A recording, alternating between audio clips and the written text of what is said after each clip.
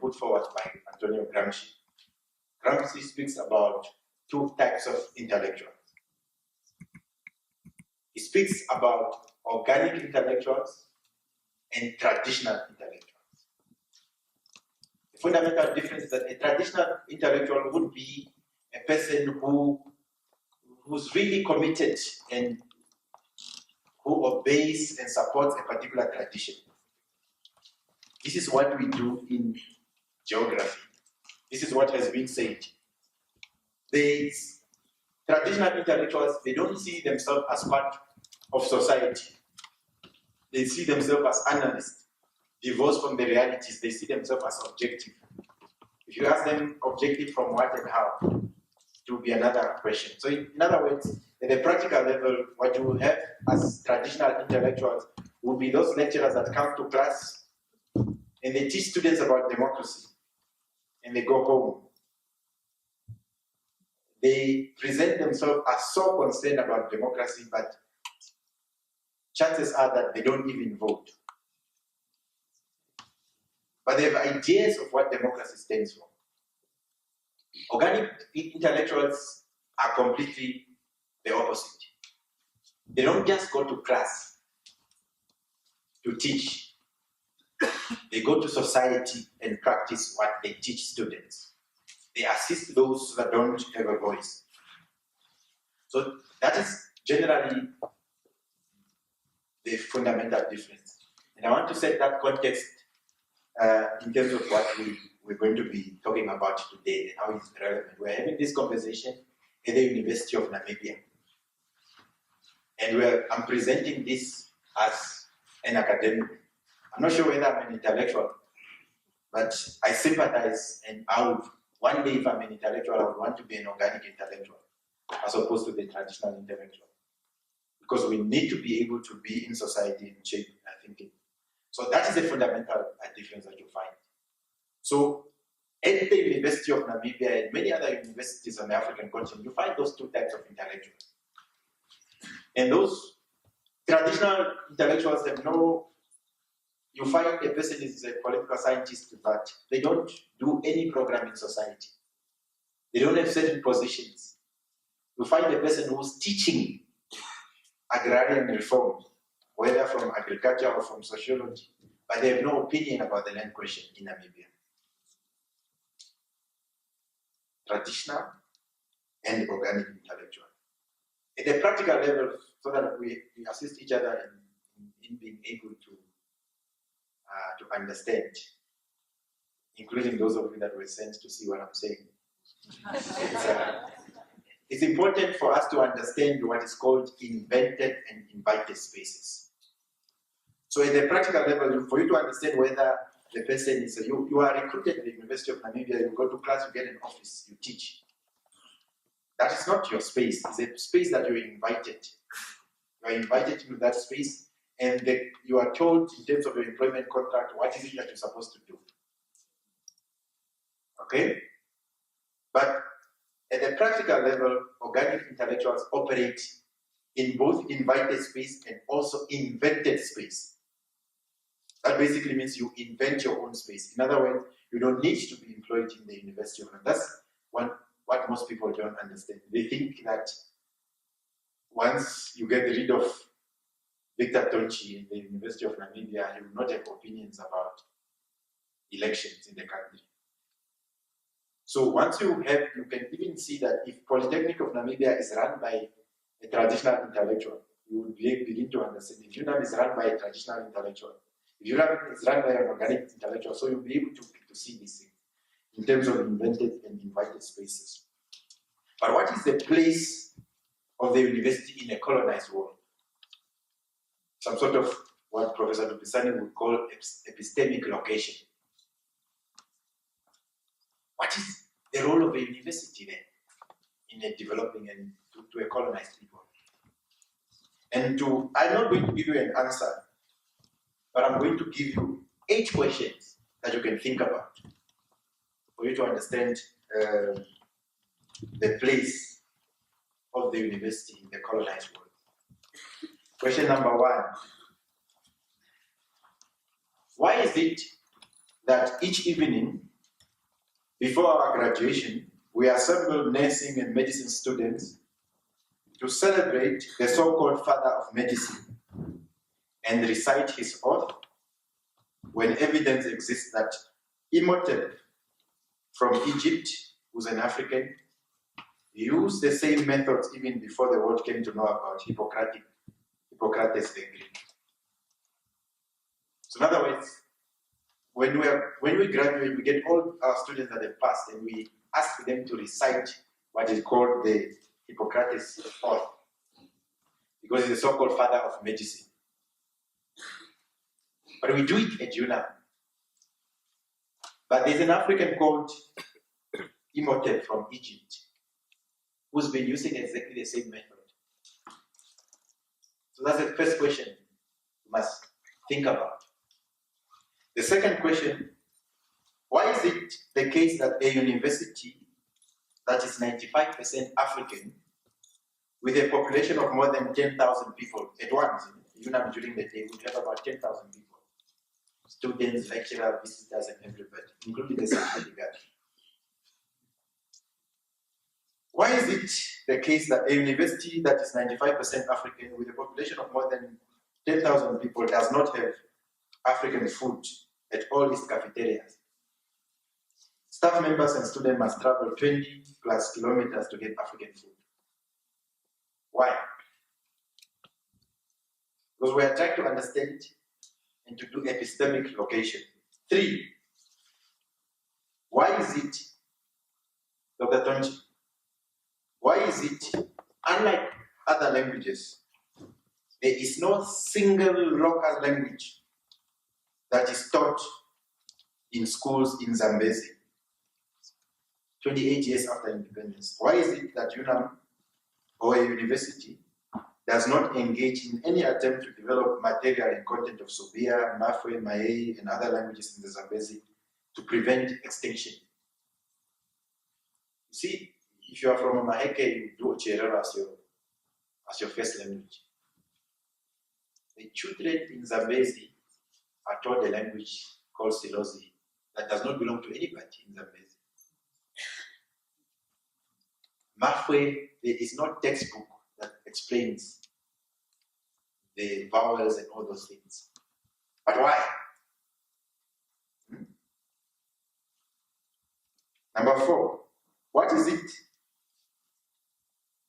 that is cultural about our cultural festival that is ongoing now, for which classes have been cancelled for 3 days? What is cultural about the cultural festival? Is it the speeches? Is it the Jack Daniels that students are going to drink? Or is it meat from ShopRite? What is cultural about the cultural festival?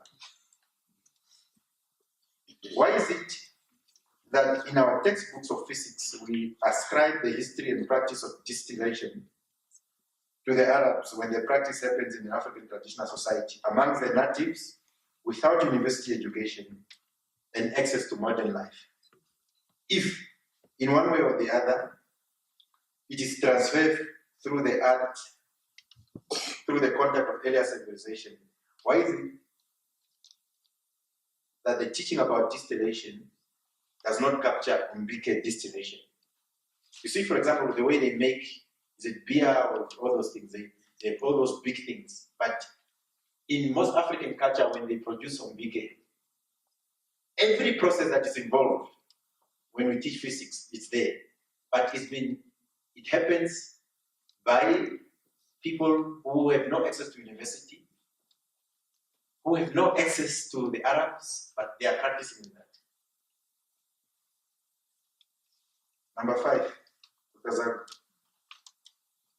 why is it that African, what is called customary law, is reduced to only a module in the law curriculum, or study trips to the so-called bush, and not guiding legal frameworks, particularly given the restorative justice inclination in ways similar to the Roman Dutch law?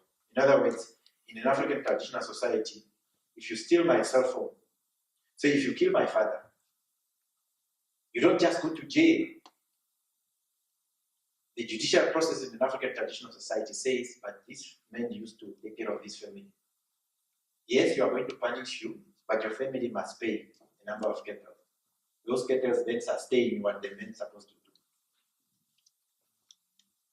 But African law doesn't get it. Our students are taught first year, we are doing Roman Dutch law. For you to approach the court, you must have locus standi. But in the African traditional judicial system, anybody who's aggrieved, you don't have to have locus standi. You're concerned about something, you go to the headman and you report. And people discuss it.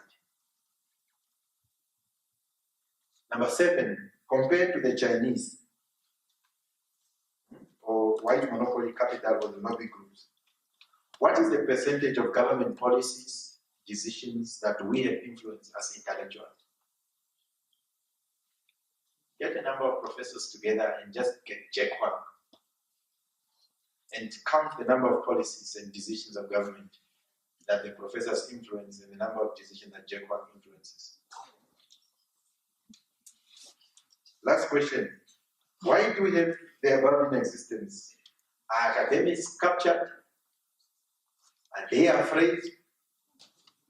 Are they comfortable? Do they need a vibrant and representative academic association to pursue a decolonization agenda within the university and outside? So I'm giving you these questions because I don't want to answer the question in terms of the locality of the location. But I have some ideas about why certain things. So think about those 8 questions because it relates to our work as intellectuals. It relates to our work as institutions of higher learning. It relates to our work as members of society. But how do we move from, because I have some ideas why things are the way they are. In 1830, there's a philosopher called Hegel. And this is what Hegel said. He was describing the number of civilizations that exist. The German, the Roman, the other two, the German, the Roman, the Greek, and the Roman. No, he was explaining those 4. And this is what he said. Hegel said, at this point we leave Africa, not to mention it again, for it is no historical part of the world. It has no movement or development to exhibit.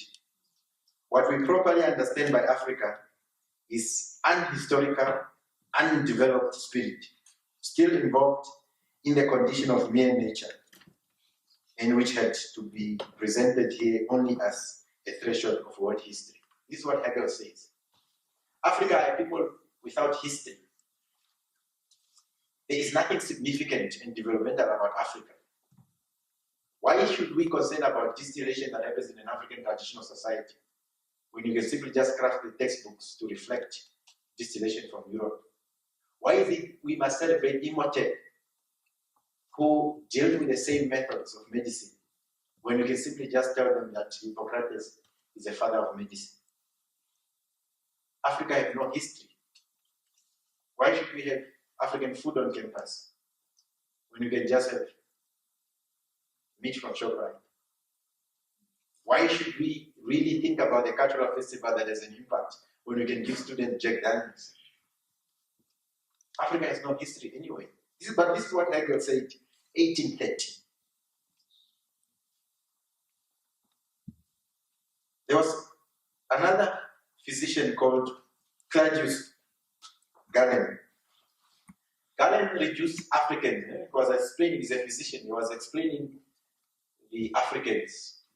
What are this creature called Africans? So Galen reduced Africans to 2 characteristics.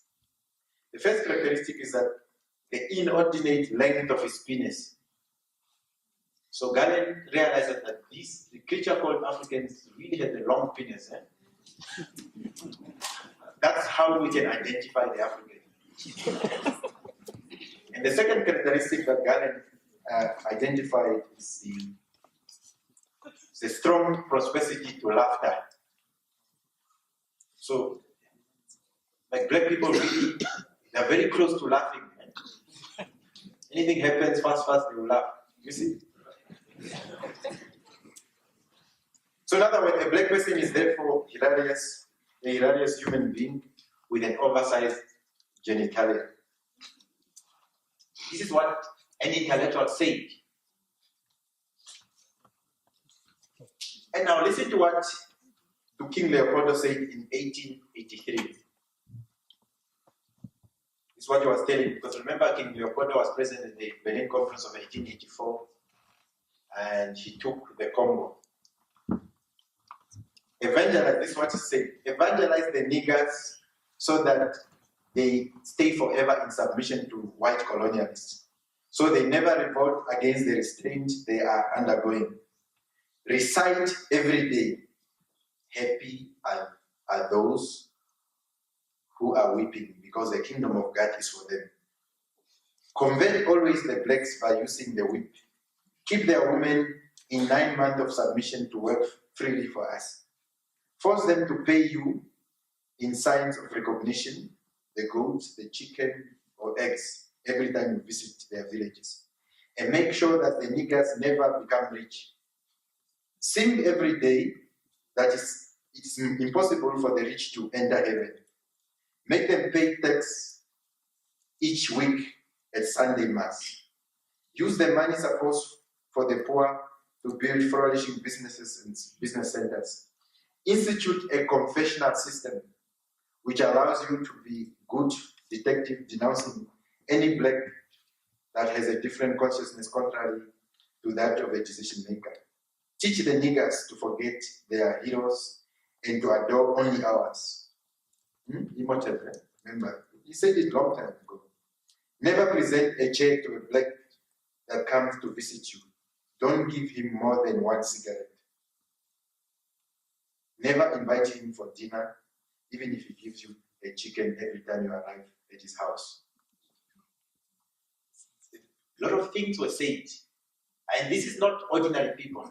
These are people who are responsible for shaping knowledge systems that we find ourselves today. So how do we move from Hegel to 2018? How do we move from Galen to 2018? How do we move from Leopoldo to 2018? A person that assists us to move from that is Fanon. And the problem with our students are, the thing with traditional intellectuals, they don't teach a transformative education system. You ask every other young person about Fanon, they will just say, every generation out of relative obscurity must identify its vision with rate of fulfilling. So in other words, Fanon become very accessible for you to shout a slogan, but they don't go deeper to internalize what Fanon speaks about. But Fanon had this beautiful concept that is called the zone of being and the zone of non-being. What I'm beginning to understand, you see, when we start speaking about land, I want you to understand these things. Because it helps not only to help you understand my thinking about the land question, but also for you to understand principally that we are human beings and we are dealing with something that is deeper. And this is what Fanon said. Racism is a global hierarchy of superiority and inferiority along the line of the human. So in other words, Fanon looks at racism and its consequences and concludes that there is what is called the line of the human that has been politically, economically, and culturally produced and reproduced during all those centuries of capitalist, patriarchal, Western-centric, Christian-centric, modern colonial world system. There are people who are above the line of the human and who are in what is called the zone of being. The line of a human, then you have a zone of being, and anybody else who is not there is in the zone of non-being. So, if you are in the zone of being, the humanity of these people is socially recognized through human, social, civil, and the rights that you have. Those people who are below the line of the human are in the zone of non-being and are considered to be subhuman or non-human. Those people who are considered subhuman or non-human do not have their humanity socially recognized. You know, what will happen is that, and I always give this story, some of you that are my students, I'm sure you are tired of this example. In this country, there was a CEO, and the CEO, a friend, the mother of the CEO's friend died. The CEO had to travel. the public relations office even organized flowers for the CEO to go and take to the friend's mother's funeral. And this person is not part of the company. The announcement was made, the CEO will be out in the north at the funeral of a colleague who's outside the company. Then one day a security guard, the company is in Windhoek, one day a security guard had a child and the child had problems. They had to wake up in the morning at 4 o'clock to go to Katutura Hospital for, the queues at Katutura Hospital. So she came to work late. Security guards are always the one with the gate, with the key to open. So she was late with 30 minutes. So the CEO was there. CEO basically said, I don't care. I don't give a damn about whatever your situation was. You're supposed to be here. I'm not even interested in whatever explanation that you have to give. So there are many examples that we can talk about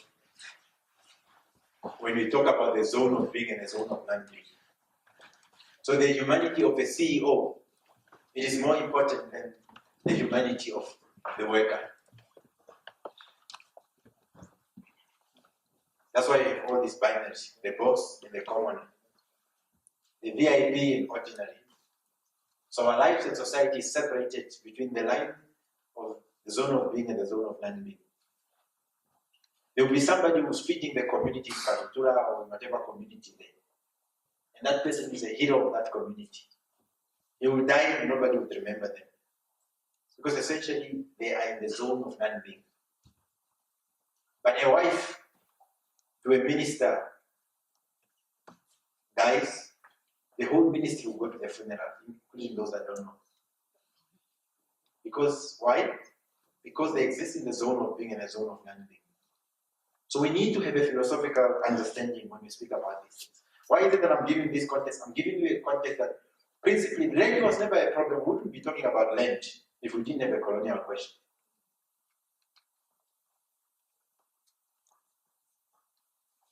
So the discourses that I subscribe to, the discourse of decoloniality, and most people don't understand really what we mean by decoloniality. You must understand that with colonialism, with colonialism, all you have is you have a foreign entity or foreign somebody that come and occupy a sovereign space. And they establish themselves and they start subjugating the workers that are in there. We all understand what colonialism is. But at one point, colonialism ended and decolonization started. And people think that when we speak of decoloniality, we're talking about decolonization. There are two different things. Colonialism ended in Namibia in 1990, generally in Africa in the 1960s.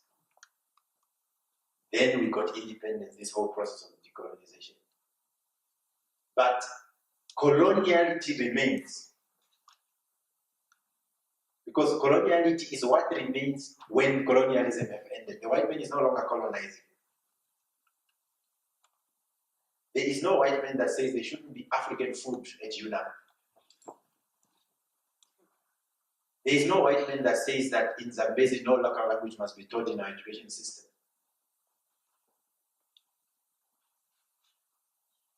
There is no white man that says that all our students that are graduating from nursing must recite Hippocratic oath. Why is it that there is no white man that is colonizing, but this thing still happens? Because that's what is called coloniality. In other words, colonialism remains even when colonialism has ended. It remains in three ways. It remains in the institutions of power. That's what is called coloniality of power. It remains in the imaginations of self. That's what is called coloniality of being. So in other words, the reason why them are putting whatever they are putting on their head is a very deep thing. The reason why most of our young ladies you ask them, why are you having that thing? Because what alternative can they have? They've almost understood that it is not possible for me not to have weave. People think it's just about materialism. It's not about buying Brazilian hair. A decision is first made in the head that the idea of beauty means in a particular way. So I was in Europe and I was asking Europeans that none of you have any artificial hair. But my sisters and brothers in Africa, there was in Germany, it's all of you that are there. Because I asked all the females to stand. All of you, we see what you have on your head. That you have on top of your head will be under. There will be something on top of it. If you're in Africa. They were looking at each other. Because I want you to understand that it is deep. It's not just materialism. It's not just about a young lady going in a shop. It's a tradition that continues to define what constitutes beauty. So in other words, coloniality of being has to do with the mindset that we have about ourselves. The hierarchy of importance. This thing that we're calling a cultural festival where we just object, nothing cultural about it. But there's no white man that tells us that that's what you must do. But remember what King Leopoldo said. You must constantly repeat this and it becomes normal. The last form of coloniality is what is called coloniality of knowledge. What we've been now talking about. When you look at all those 8 questions that I asked at the beginning, those 8 questions relate to coloniality of knowledge. What is it that we teach in our curriculum? If we don't change to ensure that in Zambezi there is Subia in school curriculum, I can tell you in the next 20 or 30 years, that language Subia will be just as a footnote. There was once a language called Subia. People will forget about it. But there's no white man that stops you from doing all these things. So you need to be able to, even when my approach to the land question, which now gives me to what we're supposed to do, is that it's from that perspective.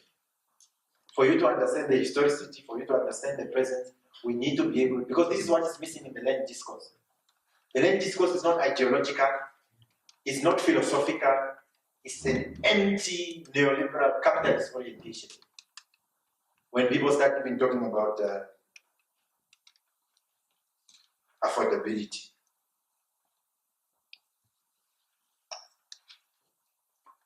You see, when we speak of the land question, we'll begin at the Berlin conference. Now we now do what we're supposed to do. I would assume that we have understood the context. At the 1884 Berlin conference, a conference where European powers came together, where King Leopold also attended, Namibia became a colony of Germany. Although the present territory of Namibia, then known as Southwest Africa, was granted to Imperial Germany at the conference, German colonial occupation and formal control did not take place until 1883. So in other words, the approach of the German colonial state was not really to come and occupy. The approach was always that it is the German enterprises with private capital and private interests that must go and explore this colony. So German colonialism lasted until 1915 when the German lost control over her territory and the Allies' power took over, giving it to South Africa, to the new Union of South Africa, as a mandated power. A process that was later ratified by the League of Nations in 1919 through the Peace Treaty of Versailles. South Africa now reigned Namibia from 1915 to 1990. Now, one of the common features of both German and South African colonialism in Namibia during this period is what is called land theft. Said differently, 106 years of colonialism, when you put them together, was primarily characterized by land theft that moves the natives from the land for the settlers on the permanent basis. This happens by dissolution of native societies through genocide and expropriation of land, and the erection of new colonial society and through the land that was expropriated. In other words, the settler colonialism destroys to replace. In his explanation of settler colonialism, Wolff quotes the founder of Zionism, Theodor Herzl, who probably, while Storm and others found the same phenomena in North America. This modus operandi was also found to have taken place in the same fashion in the Middle East, in the Great Lake regions and all these places. What you begin to see that settler colonialism, as we're explaining it and describing it, is that you must destroy to replace. The old must make space for the new. In Namibia, settler colonialism followed the foregoing exact script. The strategy of land dispossession by the German colonial regime was not a subject of interpretation of historical event. It was a matter of documented official position. Like in other settler colonialism, Germany was clear that they needed to destroy the native society in order to erect a new colonial society. The German Commissioner for Settlement in Namibia is quoted explaining the clear objective of settler colonialism in Namibia, and this is what he said. The decision to colonize in Southern Africa means nothing else than that the native tribes must withdraw from the lands on which they have pastured their cattle, and so let the white man pasture his cattle on this self-same land. If the moral right of this standpoint are questioned, the answer is that for the people of the cultural standards of the Southern African natives, the loss of their free natural barbarism and the development of class of workers in the service of and dependent on white is above all a law of survival of the highest order. So in other words, not only that the decision was taken that you must dispossess, but there was also a logic that follows under that. And you remember what Hegel says, remember what Leopoldo said, you remember what Gandhi says. I mean, what do these people have anyway? Before 1893, because remember I was saying that although we are always told, yeah, Namibia was colonized by Germany from 1884, we don't tell the students correctly. That's not what actually happened. These were just Adolf Lutherans and many of the guys coming with private capital. The colonialism actually began in 1893. Before 1893, when the formal and large-scale occupation of Namibia by Imperial Germany took place, there has been other methods used by German traders, private companies, and settlers to dispose the natives of their land. This took place in the form of fraudulent transactions and agreements with local tribal chiefs, most of them who were illiterate, by German private companies, particularly in Southern Africa, Southern Namibia. There were also instances of private purchasing of land by European traders from the local people. When there was resistance either from local chiefs and the local population, German settlers, who by then had the colonial administration well established, resorted to violent means. The United Nations Institute of Namibia captured this history as follows. Where resistance was offered by Africans, as it happened on many occasions, land was confiscated by resorting to violent means. For instance, the clash with Kausas in 1894, the Sword Boy uprising of 1897 to 1898, the revolt of the Grootfontein in 1901, and the Great Uprising of 1904 to 1907, resulted in the people involved being deprived of their land as punitive measures. The German, in fact, seized upon every possible excuse to expropriate land from Namibians in order to create big settler farms. They expropriated almost all the land that lay within the police zone and distributed it among the white settlers. By April 1913, because remember that that's when the Native Land Act in South Africa had been implemented, just 2 years before South Africa took over. As many as 1,331 farms, comprising of 13.4 million hectares of land, nearly a third of the Central Plateau, had been either sold or leased out to the settlers. Werner, who's one of the good researchers in terms of the statistics of land dispossession, makes similar findings that by 1902, only 38% of the total land area remained in black hands. Now remember that Namibia, in terms of size of land, 800,000 square kilometers. So of 800,000 square kilometers, by 1902, only 38% of the land was in black hands. The rapid loss of land contributed directly to the Nama and Herero War of Resistance against the German colonial forces in 1904, which led to the large-scale extermination of the Herero and Nama pastoralists. Regulation enacted in 1906 and 1907 And this is what in the land discourse people don't get to see. Empowered the German colonial authority to expropriate nearly all lands of the Herero and Nama. So in other words, there was a legislation and regulation in 1906, between the 1906 and 1907, that spoke about expropriating land of a particular people. So expropriation of land, in fact, without compensation, we call it EWC. EWC already began in 1904 as government policy. We're not talking about colonialism, we're talking about legislation in terms of regulation to do that. As a result, German settlers owned 1,300, and of course, and some 90% of all livestock in the police zone by 1913. The post-1915 colonial episode of South African colonialism followed the same path. Gurila explained this point, noting that the ownership of land by Africans had been proscribed while settlers, through an elaborate incentive system, were encouraged to take control of more and more land. When South African military administration took control of the country, apart from confiscating the land of some concession companies like the Dutch colonial, what do we call it, Prof? Geschäft, which was declared the government land, it continued in the main with the same policies that Germans were pursuing before 1915.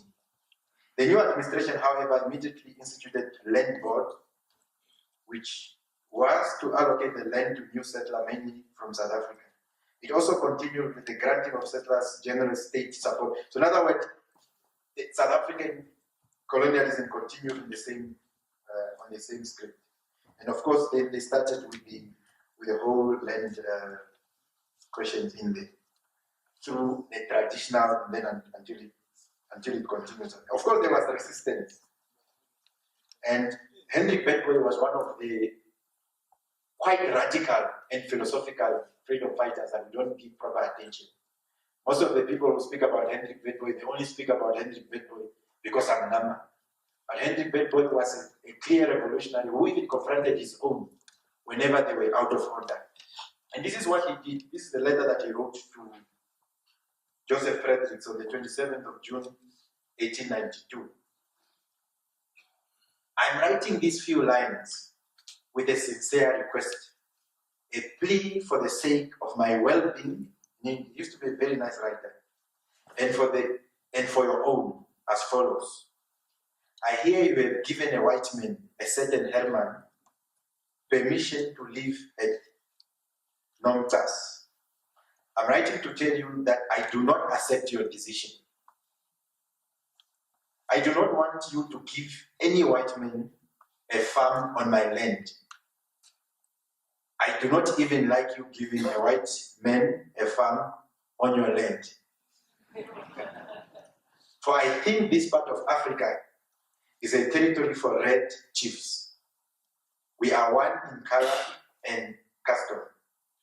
I take it hard of you, chief of this great Namibia land, this Africa, that you have accepted the German protection and have thereby given white men privileges and rights in our land. So you begin to see that Henry Bedford was not just talking about land, and one of the weaknesses of some of the activists says that you can only speak of land if you have lost land.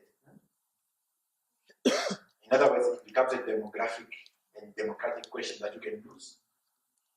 But you don't have to have lost land in order to speak about land. And Henry Bedford testifies that. When the liberation movement was established in the late 1950s, and we must mention that SWANU is the first political party in Namibia, established in 1958, and then SWAPO in 1959, their rhetoric included land theft and the return of the same. SWAPO, which eventually became both the de jure and de facto National Liberation Movement of Namibia, de jure and de facto for my students. De jure means by law. De facto means, by some circumstances. which became the de facto nationalist movement, frequently used the land as their foundational objective in its fight against colonialism. In his opening address at the National Conference on Land Reform and the Land Question in 1991, the then president of SWAPO, President Sam Nujoma, submitted that land was central to the struggle of national liberation. Nujoma went further in his subsequent lines to bemoan the status of the skilled land reform program. About 90% of the population derives its livelihood from land, either as peasant, private owners of commercial farmland or workers on such farms. Despite the fact that such a large portion of Namibian derived livelihood from the land, access and ownership are highly unevenly distributed. Thus, 36.2 million hectares of the total agricultural and usable land in Namibia is owned and utilized by only 6,664 individual farmers. But we must mention male. And this is what people always don't understand, that apartheid was very particular. Women, even white women were, because Afrikaners were quite very patriarchal, more than blacks actually. So Afrikaner women also continue to suffer in that patriarchal society. And also black women continue to suffer in that. But it was really, I have not come across the statistics by then when any Afrikaner or German woman actually owned a farm in that scheme of things. On the other hand, more than 150 families or close to 1 million people have access to only 33 million hectares of the same land. 26 years since Nujoma made this observation, and indeed 26 years since the convening of the National Land Conference, there is little to show in terms of redress. While knowing very well that the white minority, which constitute less than 10% of the population, own more than 30 million hectares of land, the Nujoma government at independence went to set a scandalous target of acquiring 15 million hectares of land by 2020. Now, Martin and I were having this debate and discussion as when did they set this target? Was it a specific time? But at least what we agree is that the regime from independence set a target of acquiring 15 million hectares of land by 2020, in 2 years' time. You can imagine how much land was gotten. Where it was a matter of speculation whether SWAPO's successive regime did not take land reform seriously, this official target would have erased all doubt and enabled astute thinkers to predict the chaos that would later ensue. And well, in some of the writings we are saying the post-independence government set the target of transferring 15 million hectares of land to the state by 2020. By 2015, only 2.5 million hectares of land has been transferred to date, amounting to less than 15% of the set target. With only 5 years left by 2020, that was in 2015 when we were writing this, it is safe to say we will probably won't meet the target. Of course, we are not meeting those targets. Despite this dismal failure, those in charge of land reform have resorted to devious tricks in partnering with Germans of storming communal areas, dispossessing the rural people of their land by measuring and limiting them to 20 hectares. Because the idea with the German program was that, okay, but if 60% of people in Namibia live in, or more, close to 70% of the population live in, more, 60 we can say for sure, they live in communal areas. So government with the German GIZ program started going, it's actually responsible for these 20 hectares. To say that there's a lot of land in communal areas, just limit them to 20 hectares. Once you limit them to 20 hectares, that's why villages say you must only have 20 hectares. Can you imagine somebody collaborating in any way? So I can't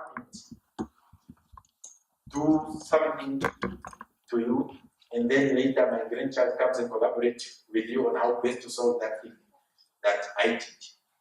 It's very scandalous. That the successive SWAPO government regimes have failed on the land question is not only a matter of observation by activists and those who could have seen as critics of the regime. In 2016, Bernardo Swartboy, who was then a Deputy Minister of Land Reform, broke ranks by declaring the land reform program of his ministry as a failure. And it was very classical for us to see that because we used to speak to Swatboy and then we started just agreeing to disagree, wanting us to moderate, hoping that things would change. In fact, at one point, when I was still with the Youth League, Swatboy came to me and he was saying, Chief, let's go to Parliament and shake things from there. I said, no, just go. I'm okay as an alternative intellectual. And my friend went to Parliament to transform from the inside, and the rest is history. But this is what he said. This government sings the same tune as the Germans. Take the land and give it to whoever you want. But can a democratic country think like this? In 1976, the Namas with their traditional authorities decided they were coming to Swapo. What can we account for since independence? What really changed around the land question for the South? The Obarero at least received commercial farms, but what changed for the South, the Obarero and Dama communities? So in fact, if you see, the Germans are quite interesting. When you speak of the Germans, we're talking about the regimes. We're not talking about our friends that we have. In fact, at one point, and the paramount chief of the Obarero actually radical. Nobody ever realized how problematic it is. As part of the land reform program, the Germans gave music instrument and the goats to some communities that victims of genocide. So in other words, when you think about land dispossession, you just take a piano, and then it actually happened. There are some communities that got music instruments. And I don't understand why people actually don't see this as a problem. If maybe this our politician, and I'm saying our politician will always say, William Otenda, a land reform expert and researcher with the Legal Assistance Center, boldly submits that it is evident that after nearly 15 years of resettlement program, the program had failed. This view is also supported by an alarmed farmer and academic at the University of Namibia, Rudolf Kamerika, who submitted that because of so many unanswered questions, we should respectfully all admit that the current pace of land transfer is horribly too slow and it needs to be accelerated through a speedy national democratic discourse. I must just have a qualification. By 2014, it became clear with the establishment of the alternative repositioning movement. I'm writing as a scholar, not as myself. It became clear that through a radical political grammar for the resolution of the land question as incomplete project of liberation, a task which SWAPO has remained. As argued elsewhere in this presentation, the regime can no longer keep the land question under the carpet. The air movement forced Hage Geingob, president of Namibia, to come to a negotiation table for government to outline clear programs to resolve the land question in general and urban housing in particular. We must mention that I've never mentioned it anyway. Now, we were going to occupy land, and one day we were meeting with the guys, with some lawyers at one restaurant. We said, guys, we need to make sure that there is mass application of bail, and because the judiciary will not be able to function. So while we were having this discussion, Hilda Basson came and said, Job, somebody told me that the man is not sleeping at State House. And that had a profound influence. And Hage is not sleeping. This thing is disturbing him so much. Guys, what could be the alternative? Then he was saying, we need dialogues and all this. You see, Geingob goes and say, he called us to State House for a discussion. Because of what Hilda was talking about, we went to have a debate. Guys, this is what, apparently the old man is not sleeping. So in the back of our head, can you imagine if maybe something happens and the old man leaves a suicide note? What are we going to do? And the record is there. So what we decided to do, we wrote to him. We are the one who wrote to him and said, yeah, we are hearing you talking about dialogues. And this is just to tell you that we don't have a problem with dialogue. We're prepared to talk. And he must thank Hilda Basson for speaking to us and telling us that she had, whether it's true or not, the information came that the man is having sleepless nights about us. So it then became very clear that it's only through the political drama the land question could no longer be under the carpet. Now, the convening of the second land conference by again corporate regime is an admission beyond other determination, as outlined herein, that the successive SWAPO regime have failed in addressing the land question. While there has been much discussion of the land question gearing up towards the second national land conference, the general discourse on the first land conference, the National Conference on Land Reform and the Land Question, has been that it failed. Is everybody saying it failed, it failed? This discussion did not go beyond this determination to investigate why this conference failed. You know, it's one thing that you can say it failed, but why is it that it failed? Why placing the land debate in proper context is what we want to do with this presentation is why did it fail in the first place? Because how do we just go to another conference on the basis that the first one failed? Of course, I then had details of settler colonialism in Zimbabwe and Namibia, but in the interest of time, I can make the paper available, so I will not go into that. But principally, I want to set a context to help you understand, so that we don't repeat the same mistake.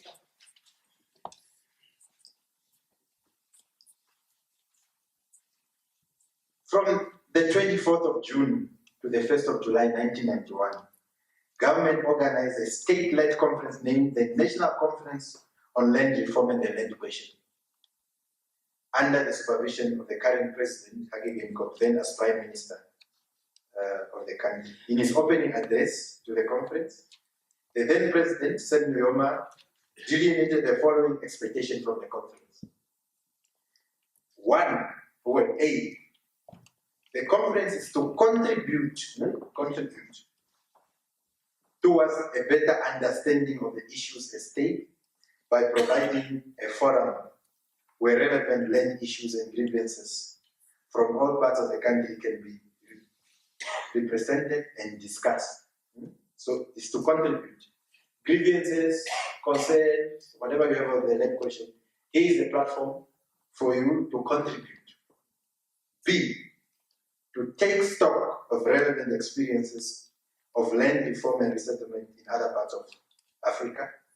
C, to consider research data and findings prepared for this conference with a view to outlining alternative policy options and to specify areas where essential information is lacking.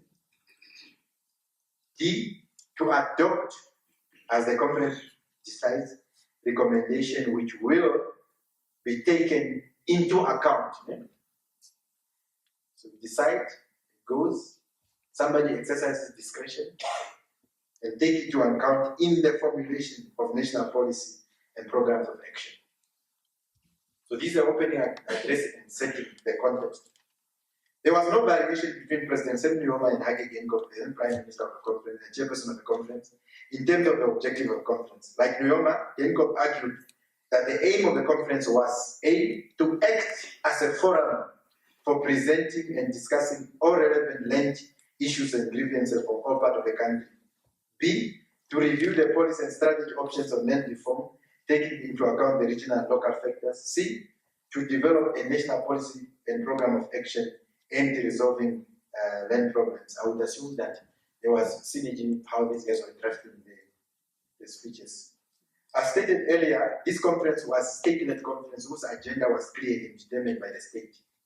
From the way it was organized and managed, there was hardly any opportunity where radical ideas could emerge. In the words of the head of state, as quoted earlier, the conference was a mere forum whose recommendation could be taken into account in policy formulation process.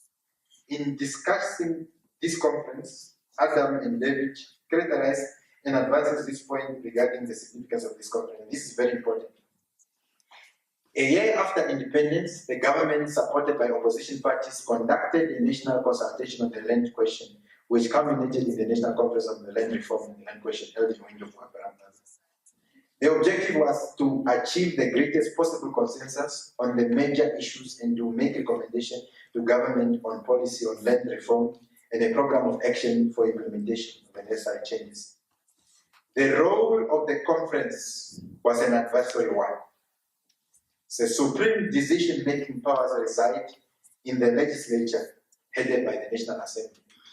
So if we had a radical decision, we wouldn't be deciding on the conference. Consultation will be done by a parliamentary committee. People will go to parliament and then they will discuss whatever need to be discussed. So what clearly emerges from that is that it was a mere advisory conference that did not have any. At the end of the conference, 24 resolutions were adopted. And for the purpose of our context today, 4 resolutions are important. On ancestral land rights, the conference resolved that, in fact, I must go to the consensus document that is also available for you to check.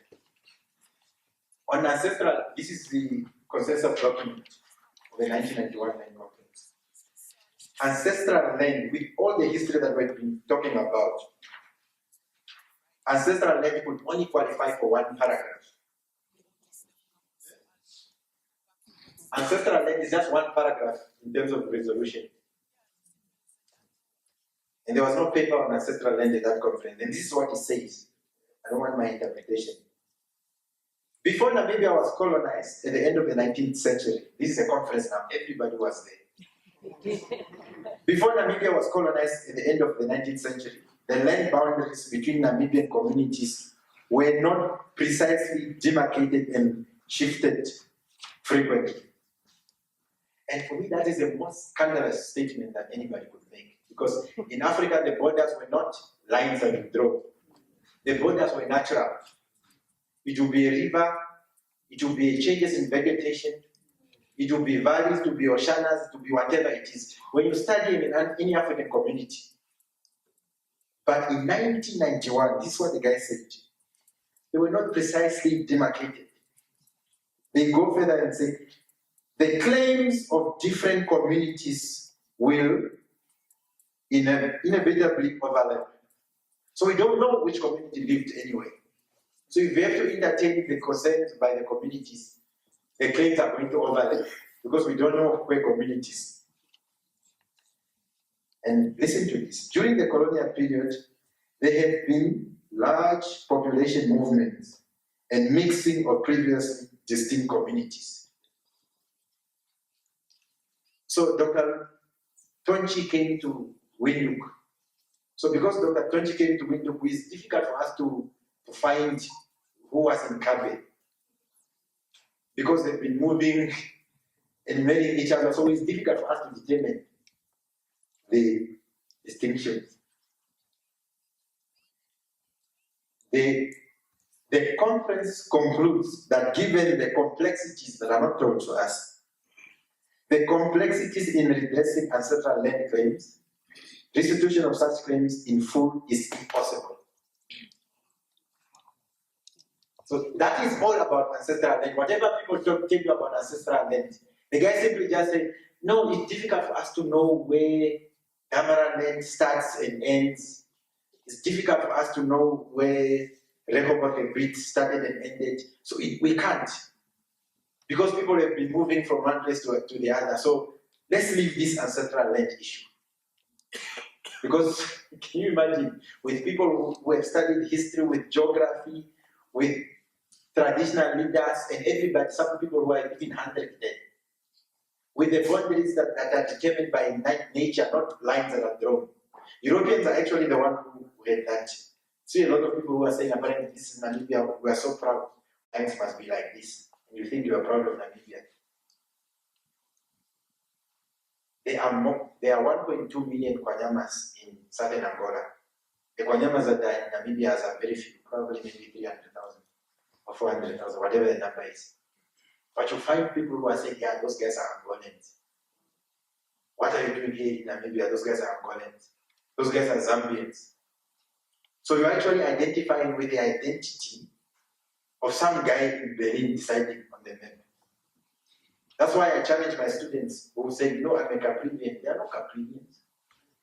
Von Caprivi is a white guy. When students says, when you say you're a Caprivian, when you call others Caprivian, this means you have no historical understanding. But this is what was resolved as far as ancestral land is concerned. Okay? The other resolution on foreign-owned farmland, they resolved that foreigners should not be allowed to own farmland. On farm size and number, the conference resolved that large farms and ownership of several farms by one owner should not be permitted, and such land should be expropriated.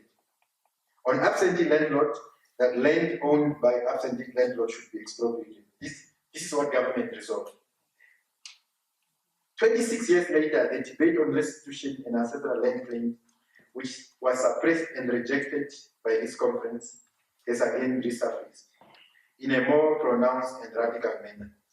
This demands and this debate has been a contributing factor to the regime capitulating and announcing the second land conference.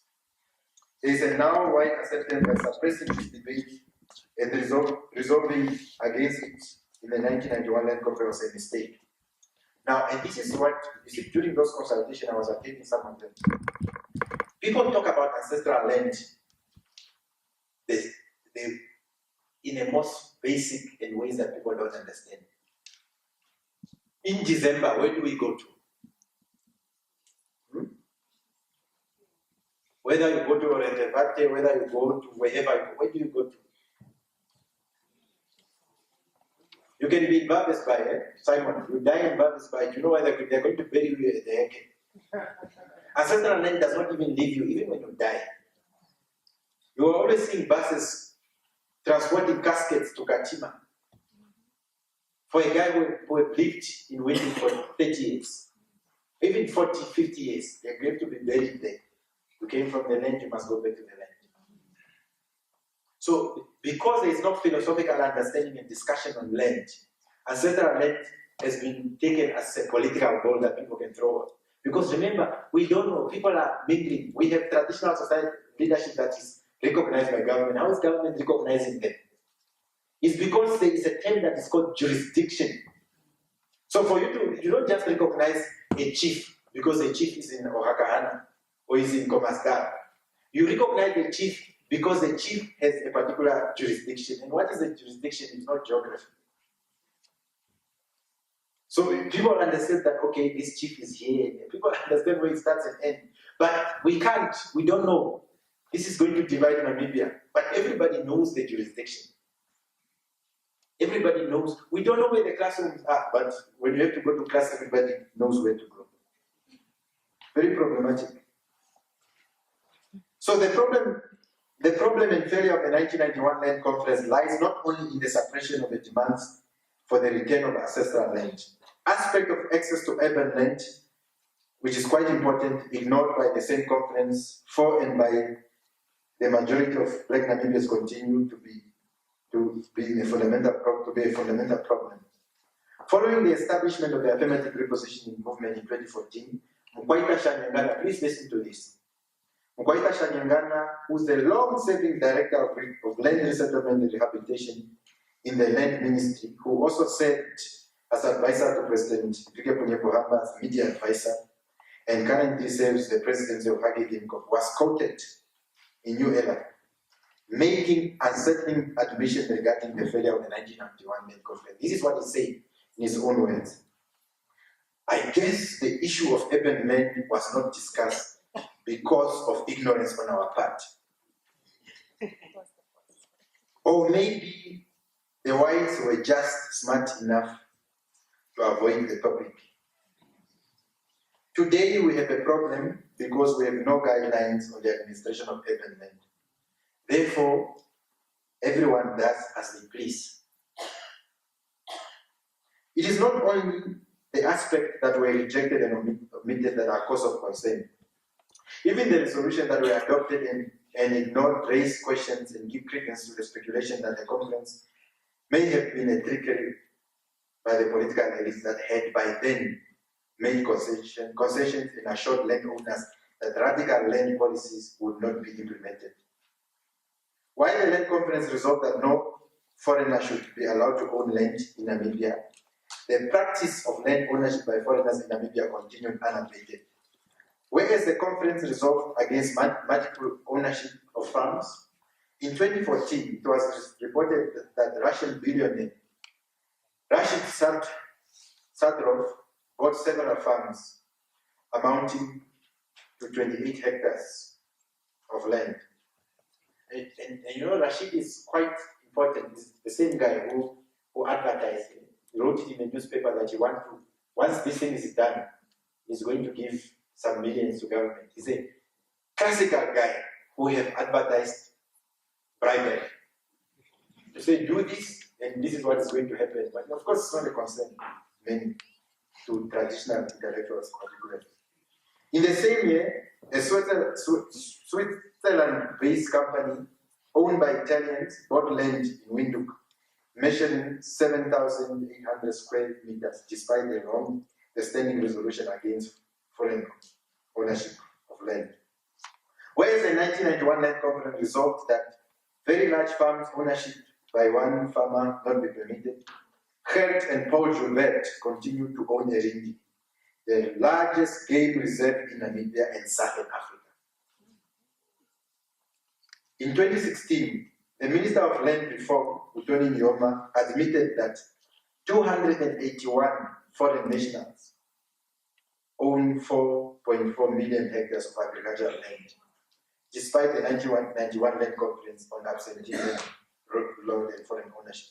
So in other words, as we speak today, we're not even talking about white Namibians. We are talking about foreigners that are not Namibians. 281 of them owning land equivalent to 1.4 million football stadiums.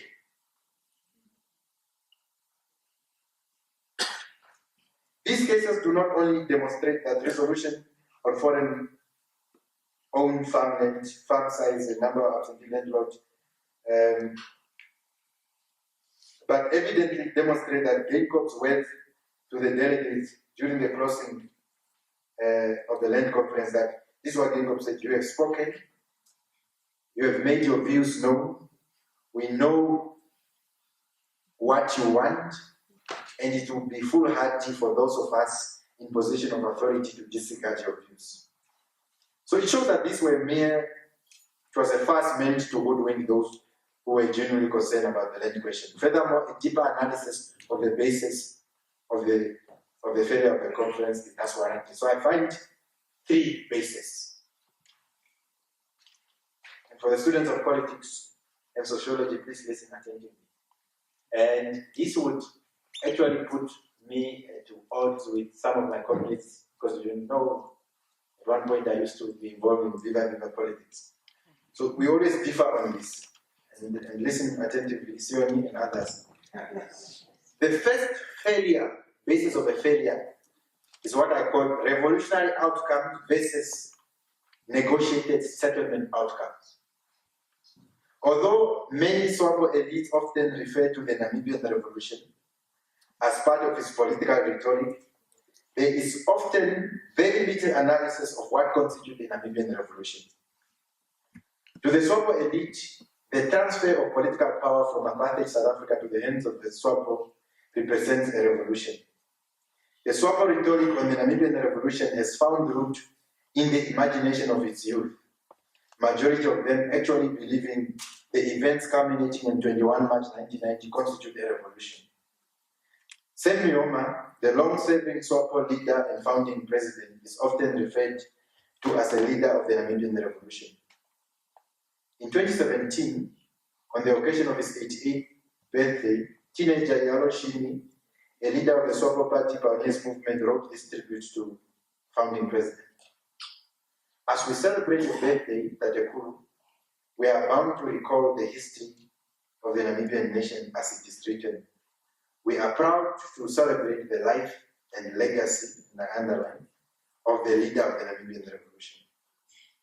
It is not only the youth who refers to founding president as a leader of the Namibian revolution.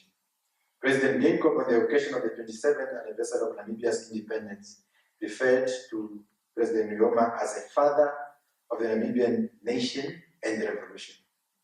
Be that as it may, an event does not become a revolution merely on account that those involved describe it as such. What constitutes a revolution? Tilly defines a revolution as, it's important for you to take note, a forcible transfer of power over a state in a course of which at least two distinct blocks of contenders make incompatible claims to control of the state, and some significant portion of the population subject to the state jurisdiction subscribe to the claims of each bloc. In other words, for the revolution to occur, there must be a transfer of power by force. There must be two forces. Okay? So by the population itself, there must be two people who are believing that this is what should happen, this is what should not happen. So if the new dispensation comes, replacing the old is replaced completely. He adds that a full revolution combines a revolutionary situation with a revolutionary outcome. A revolutionary situation is characterized by contenders or coalition of contenders advancing exclusive competing claims to control of the state or segment of it. Commitment to those claims by a significant segment of the citizens, incapacity or unwillingness of the rulers to suppress the alternative coalition, and all commitment to its claim. So you understand, that is, before a revolutionary outcome, there must be a revolutionary situation. So in other words, you have contenders that disagree principally with one another, that believe that they can only exist by extinguishing the other. And there's a huge following by a population supporting the claims that this has been made. A revolutionary outcomes are characterized by defection of a regime members, acquisition of armed forces by revolutionary coalition, neutralization or defection of a regime armed forces, acquisition of control over a state apparatus by members of the revolutionary coalition. So in other words, there must either be a situation where the army say, no, we are on the side of the people, like what happened in Burkina Faso and other places. Okay? Some people decide that we are not, soldiers deciding that they are no longer fighting. When Fidel Castro, they didn't come to a negotiation table. The gun would come in the Independence Avenue for the revolution. The gun would come, there must be symbolism of the revolution to celebrate that indeed we have achieved the revolutionary outcome. Kamanik takes the definition of revolution further beyond violence and change of personnel. It would seem that more than violent substitution of the new for the old political leadership is involved in the revolution. This change must have an impact beyond the ruling class circles for it to be truly revolutionary. This is Marx's basic instinct on revolution. It must reach and have significance for the entire society. One hesitates to label as a revolution a mere change of government personnel. Change must affect the regime as well. If by regime is meant by basic political norms, the constitutive principles of any society, such as monarchy or democracy or dictatorship, in other words, those things must change fundamentally. But for those few cases of great revolution that comes readily in mind, political change was much deeper. It had a significant impact on the community as well, on the complex sets of social, economic, cultural values and institutions that lay beneath government and the regime. From the above definition and context, the transfer of power from apartheid South Africa to SWAPO on 21 March 1990 would not qualify as a revolution. It was a negotiated settlement arrived at through compromises. By all accounts, a revolution is a winner-takes-all situation that does not involve settlements. There was no forcible transfer of power in Namibia. Whereas SWAPO's armed liberation struggle does qualify as a revolutionary situation. This is what you must understand. SWAPO was a revolutionary movement. It doesn't always mean you can be a revolutionary movement because you are in a revolutionary situation. It doesn't mean that there was a revolution that takes place. So if, for example, the soldier would have decided, no, we are not listening to Resolution 435, we are taking over the country. If the Cubans, because the Cubans were saying we can at any time come and reach Windhoek, we would have had a revolution. But you need to be careful and understand that it doesn't mean that SWAPO was not a revolutionary movement. SWAPO was a revolutionary movement in a revolutionary situation. But that doesn't mean it resulted in a revolutionary outcome. Whereas SWAPO's armed liberation struggle does qualify as a revolutionary situation, it did not result in a revolutionary outcome as articulated by Tilly and other scholars. Further, and more clearly, the negotiated settlement towards 21 March did not lead to an outcome or political change that is much deeper, with a significant impact on the community as well, on the complex set of social, economic, and cultural values and institutions as per other requirements.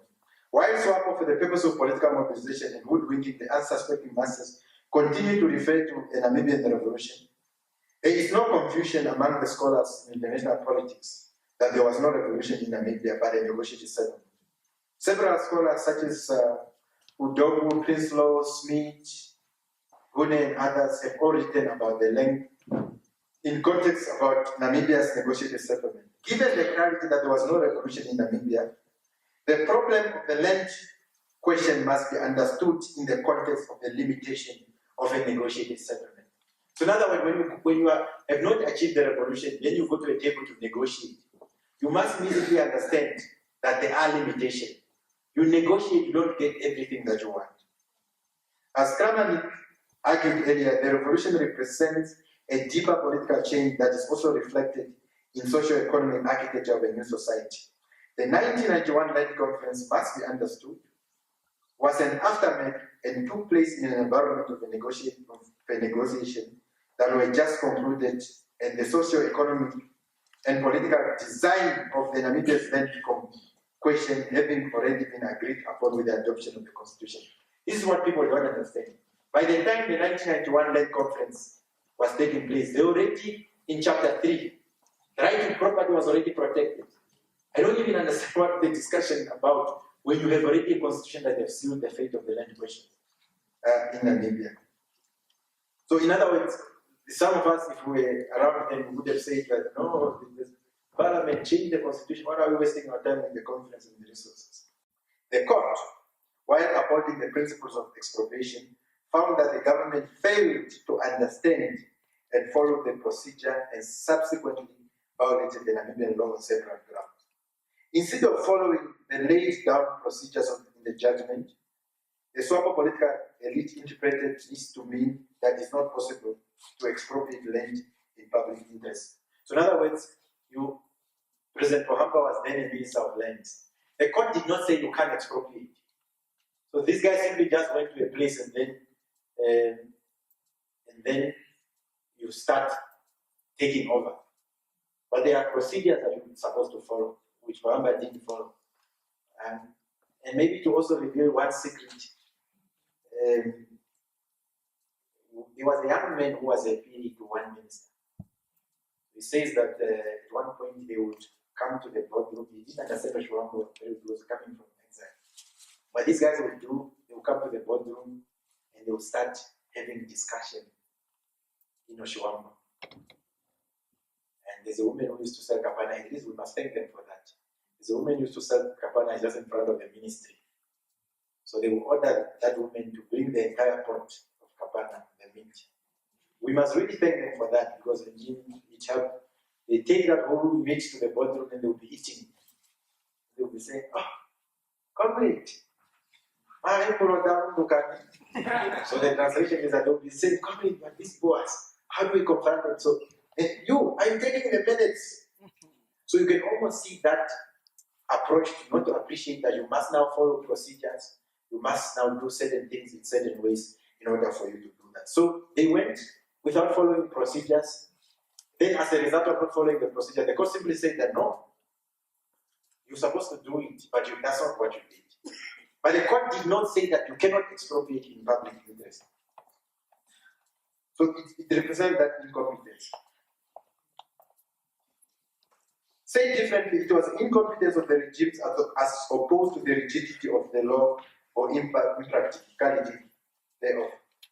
The incompetence of the SWAPO successive regimes can also be seen as accounting for the prevailing situation, whereas foreigners and absentee landlords continue to own farmland amounting to millions of hectares, despite the documented position and wishes of black Namibians as contained in the resolution, despite their weaknesses and circumstances contained in the consensus document.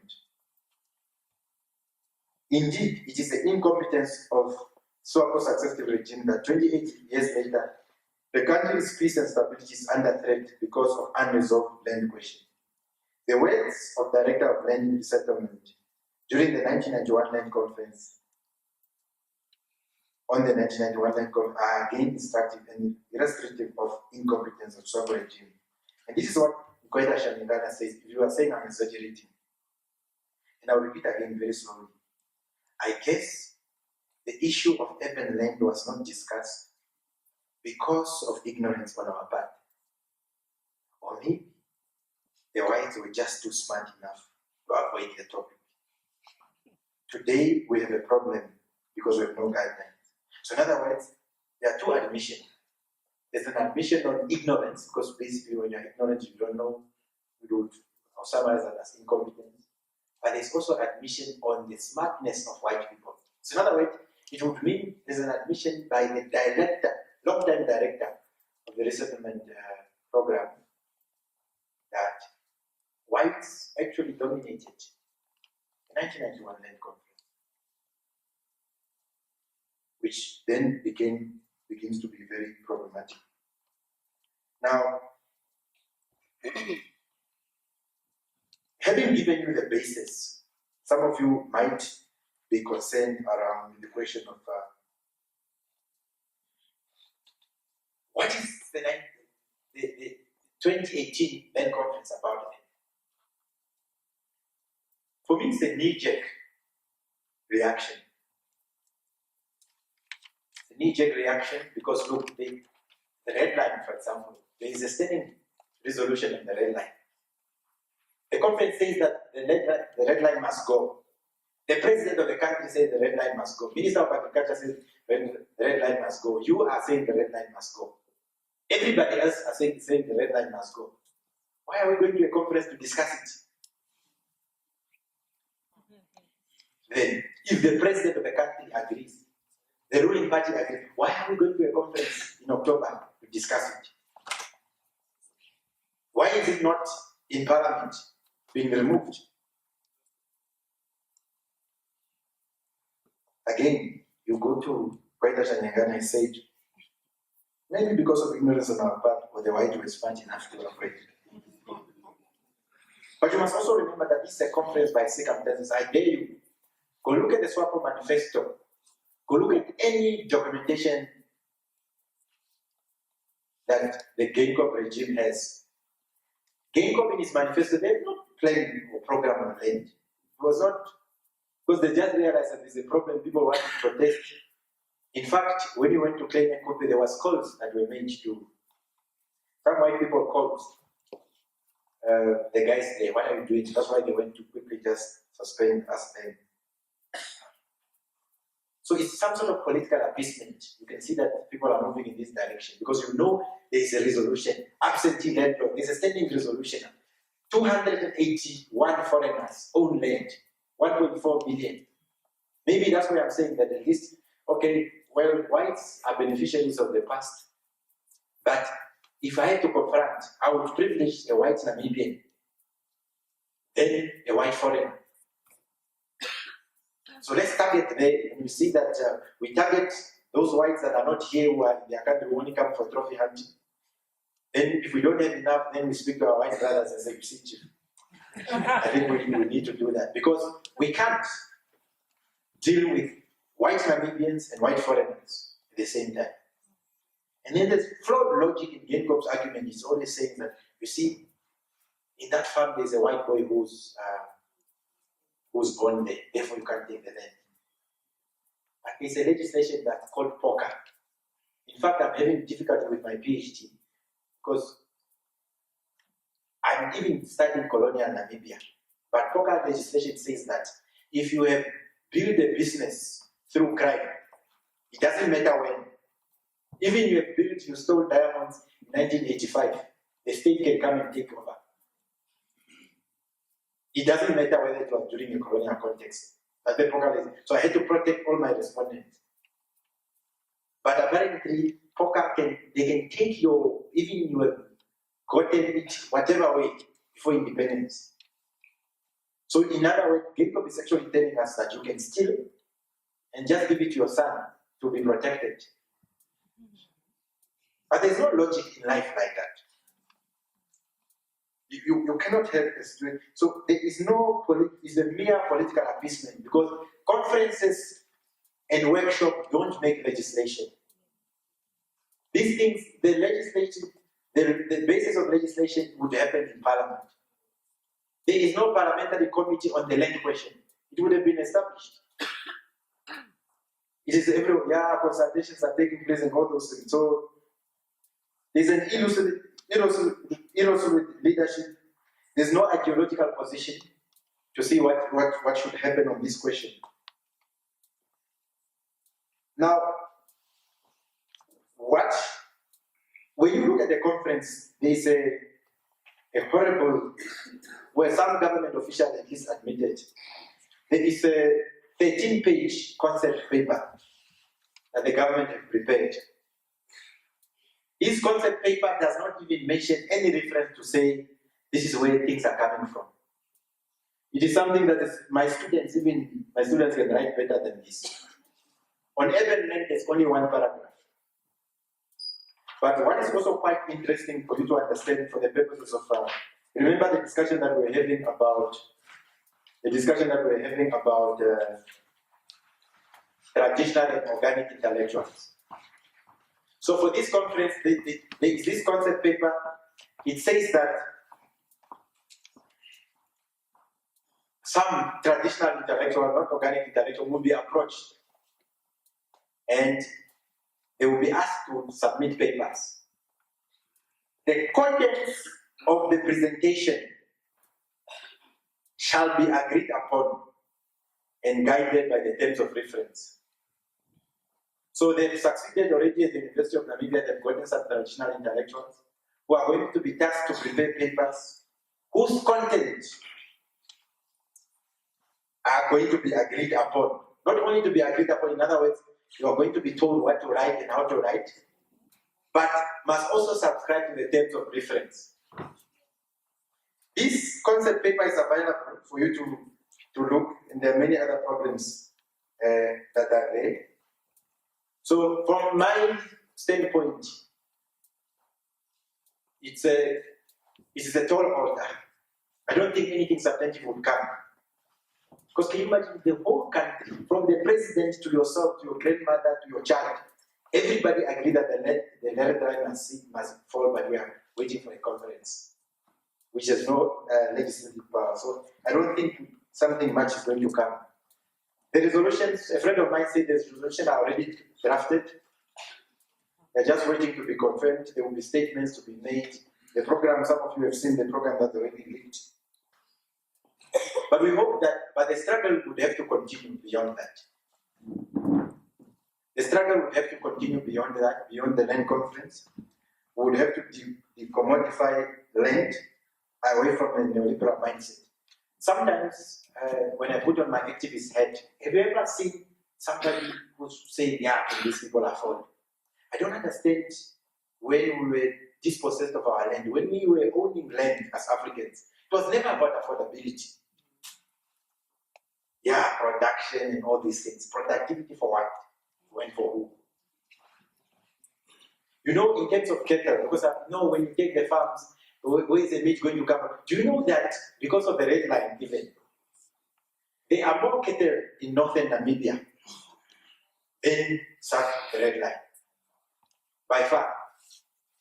There are more cattle on that side. So if we take the farms in the commercial areas, and then you are told, as a person who has gone to school, that there's going to be shortages of food. How? So out of 10 supply points, 7 supply points are not affected. But if you touch one, it's all of a sudden going to affect everyone. The food that people, all those informal settlements, the people get their mahango from wherever. Those informal settlements are fed by maize and mahango from communal areas. I need to be made to understand what is food security that people are talking about. That is going to be very problematic when most of the things are imported anyway. So because this lazy intellectual and the neoliberal discourse have taken place, we cannot even understand how the neoliberal narrative. So the narrative about productivity doesn't even arise. It's the same logic. When you go to the farm, you begin to see that the farm, there will be 300 employees. Mothers, fathers, and all those. Some of those, they have never gone to school. One of my uncles, we found him 2 years ago. He's been in some farms there for 42 years. He doesn't have an ID. He found out 42 years later that his mother died when we found him. So you find 300 employees that keep the farm afloat. All you do, you change job as an ownership. But apparently it's going to collapse. Are you saying the farmers are not going to work? Unless you are saying, one thing that I'm prepared to admit, maybe if the story is that because I'm not oppressive enough, I will not be pushing them, I will not be insulting them to work like donkeys, maybe the productivity level will go down. I'm prepared to submit to that. That the problem would be that because I'm not going to be bossy enough, like how it is that these farmers are, maybe the productivity will go down. But sometimes the company can change ownership and people don't even know.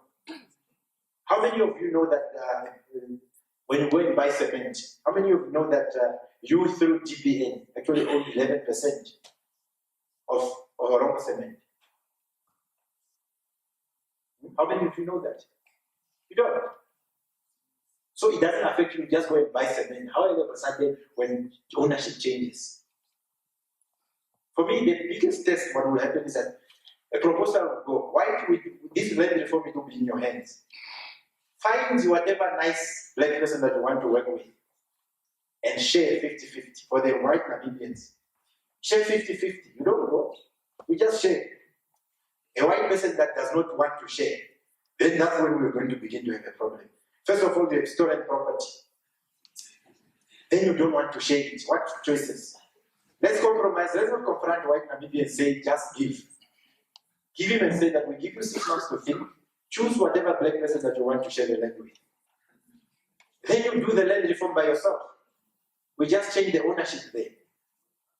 But if you refuse, then you have reason to expropriate without compensation, isn't it?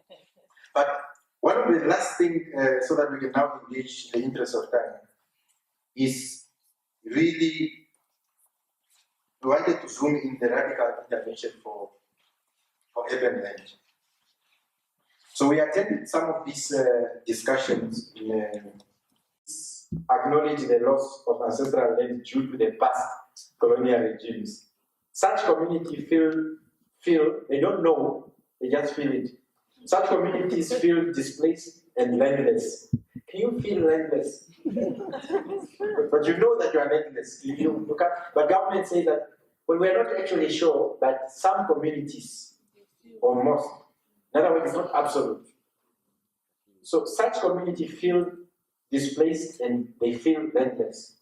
Hence, so the communities are suggesting that a study or survey should be commissioned to identify communities that have lost ancestral land in their localities. So we don't know. Even the extermination order of Lotha and Tota, it's not clear enough. So we need to have a survey, a study or survey that we can commission and then the consultant get money to identify the communities that have lost ancestral land. So another suggestion, this is how they separate the paragraphs. Another suggestion is that a special program under land reform should be developed to cater for the restitution of ancestral land claims, like a department more than. Other proposal is that is the establishment of Ancestral Land Tribunal Commission to deal with ancestral land issues and restitution. However, some community argue that ancestral land claims and restitution must not be entertained, as it might extend beyond Namibia territories and boundaries. I don't know who's claiming Botswana or Zimbabwe, but this is the official position of government. Before the consultation even took place, this is what the delegates got for all those regions. But you must remember, you are asking, your question was like, who are the stakeholders? The invitation was not an open, it was by invitation, except what we did at Commerce. After people registered, we told the activists to just come in after the tea break. We just started coming and occupying the seats. So we had a number of them that were uninvited. So the invitation was, you don't just come, attendance was by invitation. And then you had a program, Maheke, they were actually revolutionary. So the guys decided that the program was designed from the morning to the end is the official address by the governor and all those things, a small discussion by government officials, and that's it. But Maheke, apparently they went until 1 in the evening. It was the most revolutionary thing to do. So those are the stakeholders, my brother. And in fact, there's a paragraph in that concept paper. You must really get it. It's an interesting document. And they, by the way, they have expected outcomes in terms of what you must say. Local engagement of local and international stakeholders. They put the Council of Traditional Authorities and all those things. Government could also use the opportunity to invite land experts, stakeholders, and organizations from other countries, and all those things. Brazil, so they are going to spend money just to discuss. Fly in some guys to see how the land discussion was in Rwanda, and Brazil, and all those things. So those are the stakeholders, but you must be glad that your government at least separated the one paragraph into two. It's changed. Can we trust them? I have two perspectives, yes and no.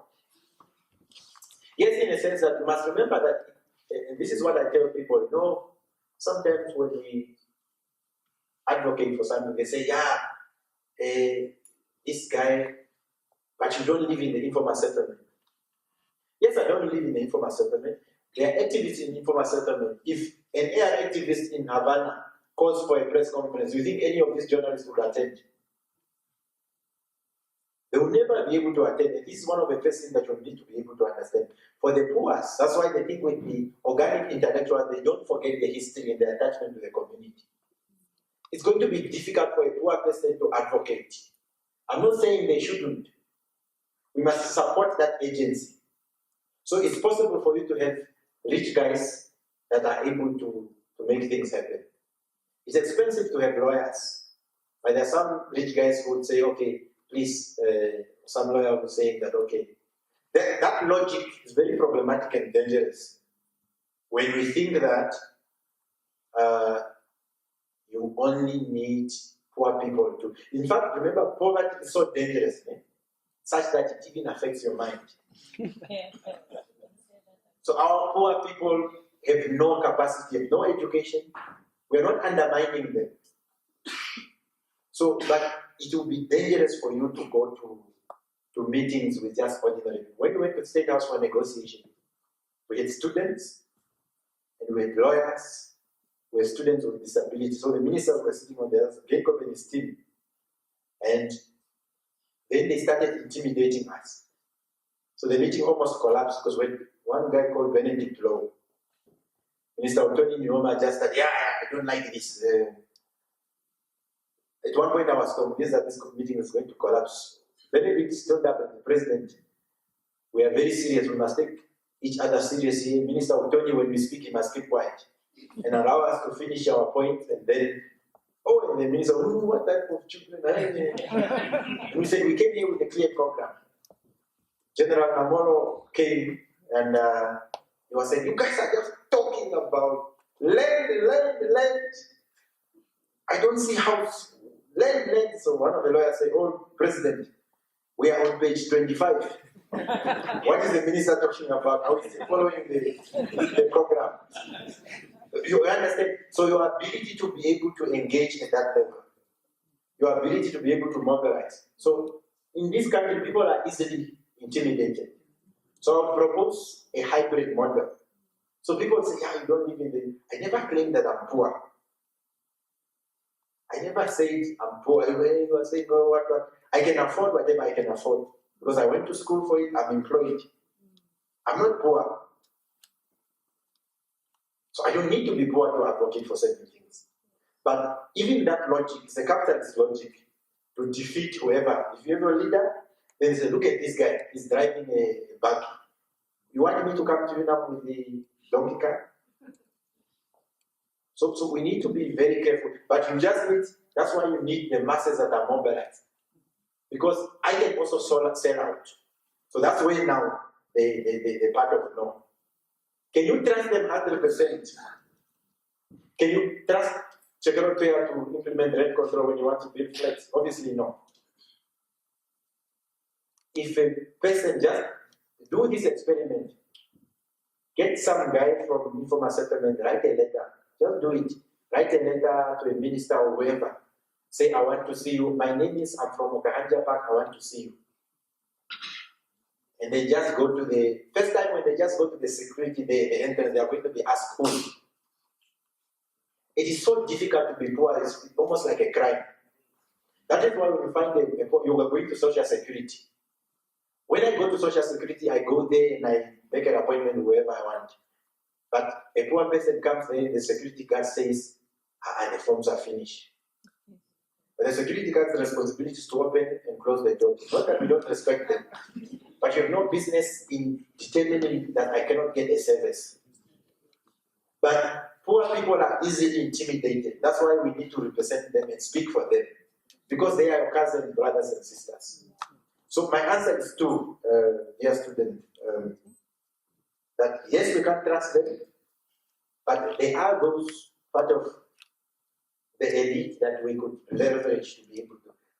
Karl Marx was not poor. Nelson Mandela, by the time he was going to prison, was already a lawyer. In fact, the ANC was an organization of the upper class, because they wanted to be accommodated in the structure. When these OPO guys, OPC, Obama People's Organization, they were not fighting for land. The guys wanted to also have coffee at the tea time when the white man is also having coffee. So the dispute was a labor dispute. It wasn't initially a land dispute. So they wanted better working conditions. So even the founders of our struggle were people who could read and write. So the masses are quite very important, but the reality of our situation is that it's tough. It's just tough. I mean, they don't even believe each other when they have to mobilize. You have to go there and then they start believing. Every day you get calls and say, when the phone rings and then you just answer, I no longer say it's Job speaking or anything. They just say, Job Amupanda. And if you just say yes, then you just say, you see, the things that are up there, I'm the one who bought it. Now he doesn't want me anymore. He has another girlfriend. I just want my zincs up. So if he doesn't want me, he must give me my zinc, then I can get another check elsewhere. But those are the masses speaking. They think you can do something. You're not a police officer. But that's the nature of hope, because they always believe that they are so disempowered until and unless they discover their power. There was a second comment, fear of government, and whether they have a capacity. You see, Genkov had terrible international interviews. But one of the interviews that I credit him, the recent interview that he had with Afro Worldview in South Africa, it was progressive in a sense that he began to realize that, because that's what we were writing and saying, and we need to constantly say it, that we are battling you guys now. If you fight, if you succeed with us, we'll wait for you to die, and then we will take over the land. You understand? So he's beginning to understand that logic, that this struggle cannot be suppressed now. But so he did very well in that interview. But he said something that is profound. And he said, you see, European, when it comes to some questions that you ask, In that interview, President said, yeah, even the Queen was concerned about the clause. You know, they want to remove the 25% clause in NEF. President said that it was actually on the instruction of the Queen. Remember those photos when they were meeting with the Queen? So in their meeting, the Queen raised that point about the NEF 25%. So that clause is gone on the instruction of the Queen. So when Impuku speaks about capacity, whether you can do it or not, you can just see from the discussion. But this is generally, when we say people are captured, it is not a joke. Namibia did not pay tax since 2007. Woman Block owes government tax in millions. I asked Schledbein on Twitter because I got information. I asked Schledbein the other day, he's just said the information. First he was dodging the question, later he said the information is confidential. So the capture is so serious such that the level of compromise. That is why even when we speak about the future of our country and the future of the youth, we need to actually start wondering, can we have a hungry person to take over as Minister of Finance? It's a serious question that we need to really ponder on, because you start eradicating your own poverty like Minister Kawaneta before you go anywhere. So it is true that there is a fear. You see, there is a fear of these guys, and whether they have no capacity. But somebody in government actually told me that there is no plan at the highest level. And you remember when they say that there's no plan at the highest level, we must stop thinking about Jacob and all those guys. I was doing an analysis the other day, 52% of cabinet is pensioners. They receive pension money every month. So that means they are 60 plus. About 10 members of cabinet are 70 plus. No, about 7 of them are 70 plus. In 5 years' time, 62% of cabinet will be pensioners. The majority of them, about 10 of them, will have reached the age 70. And what people don't understand, 5 years is a long time. The SWAPO Congress is already done. Those guys are in place. So next year's just election, they are going to confirm their things. So remember that our constitution forces the president to choose their cabinet from parliament. They don't have a lot of choice. So in other words, and SWAPO structures and circle, they go in the so-called pot. I don't know how people bend. So you must understand there are certain constraints. Sometimes people don't understand SWAPO. SWAPO is a mere machinery that produces the bureaucracy. SWAPO doesn't lead discourses. It doesn't really. That's why I was asking, when you look at, if you are even a governor or a member of Central Committee, a single Politburo member, a founder of SWAPO, ask the amount of decision between Jack Wang and Bena Madira, who have influenced the state more. Bena Madira is one of the founders of SWAPO, and Jack Wang, who have an influence on state policy. Bena Madira, we think, have more influence. They are very generous. So you then find that when you know that there is no plan at the highest level, stop already blaming Jacob, and you must be worried about your children. Because Jacob is 77. Is it 77 or 76? It's 77 years, 4 years left to 80. Yeah? 3 years left to 80. So we must blame him in terms of what he implements immediately. But anything that has to do with the future, you'll be very foolish to blame this guy. Let's be hard on him as far as so that he can change things. But we actually need to think strategically that this guy, after 3 years, is going to be in retirement. And then are you going to go to his old age home and blame him there? Wamba is there to Kamuti. And Wamba just throw in the towel. Because our constitution says that we are a secular state. Article 1, subsection 1. The Republic of Namibia here is hereby established as democratic secular. Secularism means the state is to take a neutral position in all matters of religion. So in other words, government cannot align with Christianity, it cannot align with Buddhism, it cannot align with anything. But the whole president, for example, used the budget to get people to the stadium for the prayers of passion killing. Because he actually said, for me, I was very angry. He actually said, guys, we can't do anything. Prayers, send me on stadium, passion killing.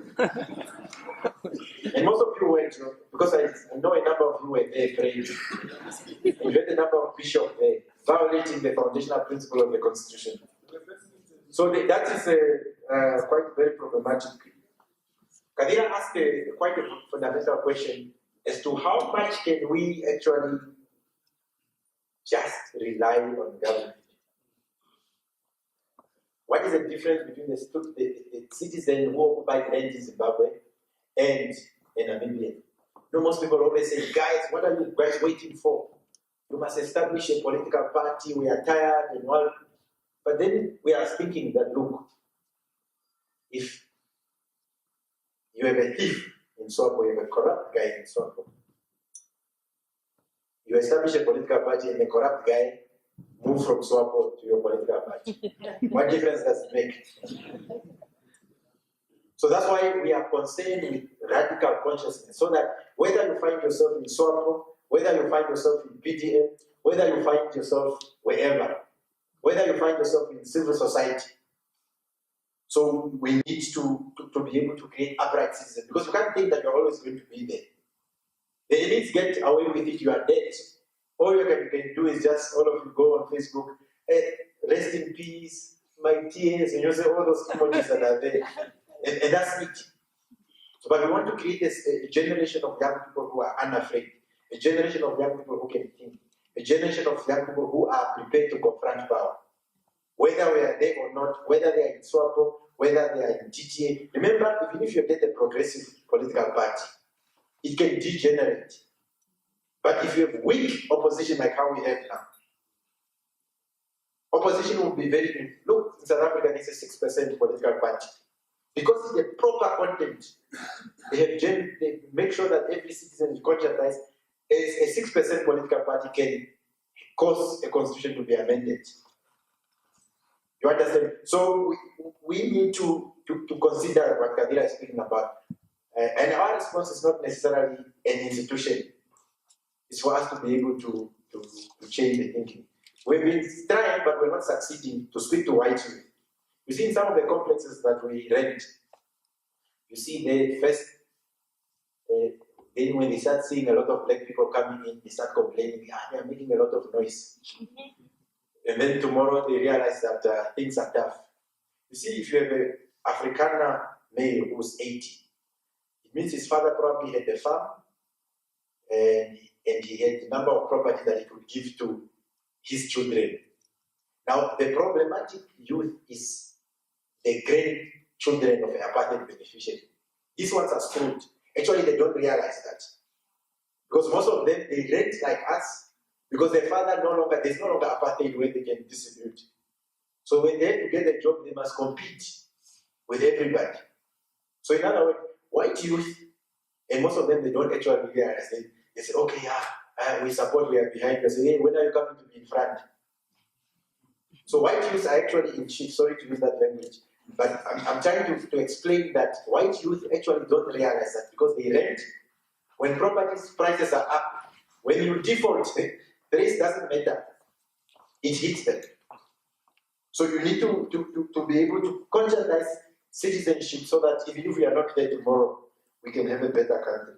But I've answered already the question of stakeholders. Yes, that European solidarity, I've been going to a number of European countries, and the good thing is that, remember what Europeans are, very strategic people.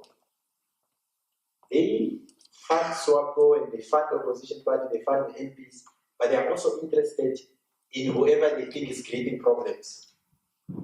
So they invite us to those meetings because last time when I was in Germany, they asked a question. It was a department.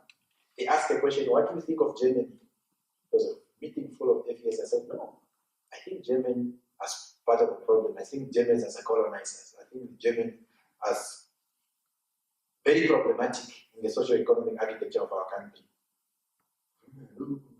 Because they are wondering, because people who get flown to these events, they never confront Europeans to tell them the truth. So I go to Europe and they are concerned about the fact that the current political leaders are losing power in terms of popular discourse. They are also concerned about the Chinese. So Europeans are in solidarity with us actually on the question of the Chinese, but we must remember they are in solidarity with us for different reasons.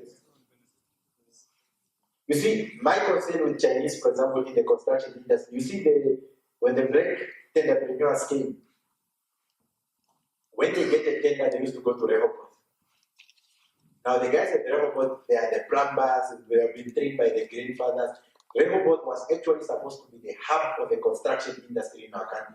The amount of skill in that area. But the Chinese came and killed it. So my concern is that if we could have protected the Rehoboth skills and industries that are there in the construction sector. They started being unemployed because the Chinese came with a completely different model. So, but the Europeans are concerned about the Chinese for completely different reasons. So it's for us to be able to be strategic. You have a choice to make. For me, I'd rather confront the white men or whoever. Now, then we deal with the issue. Of course, no one's saying that they must be killed. Then having Windhoek with 800,000 people, an increase with 500, that's just going to be pure war. Crime is going to increase. Disorder is going to increase. Informal settlements are going to increase. You can never solve it. So we have a crisis and we have an advantage of solving it now. So Europeans, so we just need to be very crafty. At one point, there was a delegation that came to us in 2015 from Sweden. Because remember, Sweden assisted SWAPO in many things. So these guys came and they thought, okay, these youth are very busy mobilizing. And they are used to the civil society with offices. We don't have offices. Our offices are on WhatsApp. Now, what those guys did, they asked us and they said, but what is your policy on homosexual? Because remember that you must appear to the liberals speaking about homosexuality and say, no, I have no time to condemn or advocate for homosexuality. Remember, they were only used to people who condemn and who don't condemn. So it's not my business. Because usually when Europeans are engaged, they are engaged from a point of weakness. When you see Europeans, you are always afraid. They say, no. My concern is that I want to fight for housing and land. What they do in their houses is none of my business. Yeah, but you have the social capital, what? No, I don't. You see, that's your concern. Go and speak to whoever you want to speak. Homosexuality is not part of our program. We are fighting for housing. Whether a homosexual gets it does nothing. We are fighting for human dignity, and whoever gets it and what they do with it in their bedroom is none of our concern. So, and after that, they get very shocked. So they are beginning to actually realize that there are people who are thinking differently. So if we study the European interest, where is the European interest, what they want to do, and say that, okay, this is what we want to do, British, we know we can put the plug. It's not like just to say you are just running to occupy. You need to be able to quantify. So the Chinese have succeeded in dismantling Europeans and Americans in terms of, or the politics of development in a number of ways. One is that Europeans used to say, you must democratize in order for you to get aid. Chinese just say, China policy, non-interference. So in other words, it allows African dictators to get money from the Chinese. So that's why the dictators hang around, because they were able to get a breathing space. So China moved in that space. So if you have to pursue a socio-economic radical agenda, that's why I'm saying you need people who are thinking, who are conceptualizing discourses. Because remember that if you FNB is linked to Barclays Bank and all those things. The European capital always flow there. So if we say that we are going to, if we take over the municipality of Windhoek, then we are saying that, okay, we are only going to sell plots for 1,000 Namibian dollars. That grass that people are buying. You collapse the banks. So we say we are going to sell you the plot, once you are on the list, once we are going to sell the plot only for 1,000. And then, if you, to this month you can buy your brick, next month you can buy one until you get enough. So in other words, not only that you don't need money to go to the bank, you also don't need to get a loan to go to the bank. So you want a loan, and then you build an alternative institution to be able to do that. So in other words, we've been educating young people for 28 years. Most of those young professionals have surrendered because politics is populated by complete idiots. We don't have the best in local authorities. I actually believe in the content and character and the knowledge and the capacity that is in here. Go to those companies and you'll find the person who exactly know what needs to be done. The ideas that are here with people at the university, when they just tell you, even from planning, from architecture, from engineering. So in terms of skills and ideas, I mean, it's not government that realized that they didn't implement the 1991. Some researchers were concerned with housing. Solutions are there. But the politicians have become very dominant. In political science, we say politics is very important to be left to politicians. Politicians are just one of the actors. There are many other actors that are in there. How do we, there was a question, who asked about the revolutionary outcomes? It's difficult to see what the revolutionary outcomes is. That's why and most of my students, there's always this conflict. My students go now and then to the HODs to complain because of the method that I use. I use a very aggressive method to force learning. For example, I just make it sure that I don't go outside UNAM rules, but it's also not protected by UNAM. For example, there is a textbook in the class of the state in Africa. There's a textbook by Bayat. That textbook is 600. Most of the poor students will not be able to afford that textbook of 600. But what I require of them, every day they come to class, they must be, because there's a section on African people, they must have a newspaper. If they don't have a newspaper, I chase them out. They complain, how can you chase me out of the newspaper? The SRC, I tell them, okay, bring the prescribed textbook then, which you can't afford. So I use that model to create a critical mass, maybe in the future. You know, a revolution, we must know, a revolution, you can't command it. You can't command and say, tomorrow we're going to have a revolution. A revolution can happen completely out of the blue. Just like that. You know, you can have a white person who just goes in the community and spark a revolution. We don't think about it now, but the white guy just go mobilize communities there. They are all up in arms. The whole country is up in flames. You can't command the revolution. So because you need to create a critical mass. And once you create a critical mass, you are able to do those things. One of the things that we do very serious, I tell my students to be very serious. Particular students that study politics. Now, and I say, but if you are a friend with somebody, look at their profile, spend time with somebody who's on Twitter, on Facebook. But when you just analyze past 5 months, every day is a photo of themselves, the shoe, they want, the food that they are eating. Like a useless liberal person with no contribution to society. So I tell students that they at least keep up practice of another white person on top of their head. So it wouldn't be the case. But they are probably 90% of our sisters wear those things. So race for me matters. It's a defining category until we reach a certain point where it actually doesn't matter. For example, in academia, of course, there are some parts where you can see component of race, but when we do research and we are critiquing a particular subject, we don't. A white person can critique my research and I will not have an issue with it.